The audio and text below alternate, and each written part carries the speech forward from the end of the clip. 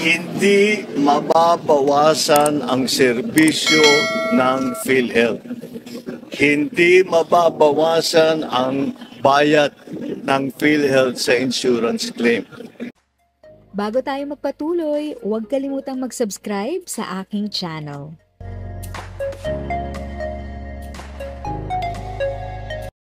Thank you sa pag-click ng aking video. Good day po sa lahat ng mga nanonood. Sa mga bagong viewers at napadaan lang, by the way, I'm Tita Eda. Welcome to my channel. Ang channel na maghahatid sa iyo ng dagdag kaalaman tungkol sa government services, bagong mga balita at informative videos na galing sa legit na resources. Mag-subscribe na para updated ka. At ito ang guarantee ko. Napakasimple na ng guarantee. Kahit may subsidy, kahit walang subsidy, kahit anong contribution, all of these issues, hindi mababawasan ang serbisyo ng PhilHealth. Hindi mababawasan ang bayad ng PhilHealth sa insurance claim. In fact, baliktad, padadamihin pa namin ang serbisyong ibibigay ng PhilHealth, palalakihin pa namin ang pagbayad sa insurance claims.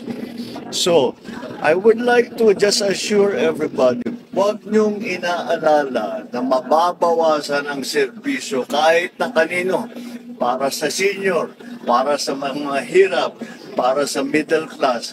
Walang mababawasan kahit isang pusing.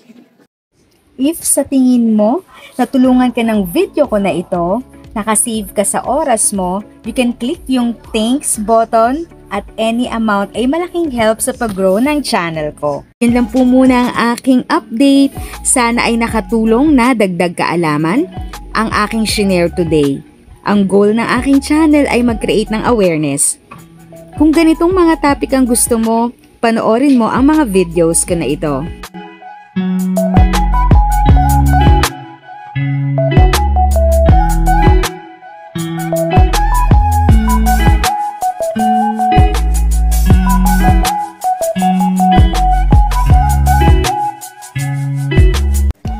Thanks for watching! Kung may kapamilya, kaibigan o kakilala sa tingin mo ay magiging interesado sa video, please share or tag sila sa comment section. At syempre, if nagustuhan mo ang video, i-like mo na ito at subscribe ka na din. As always, feel free to write your questions, comments, and opinions respectfully. And continue to be a blessing and stay safe!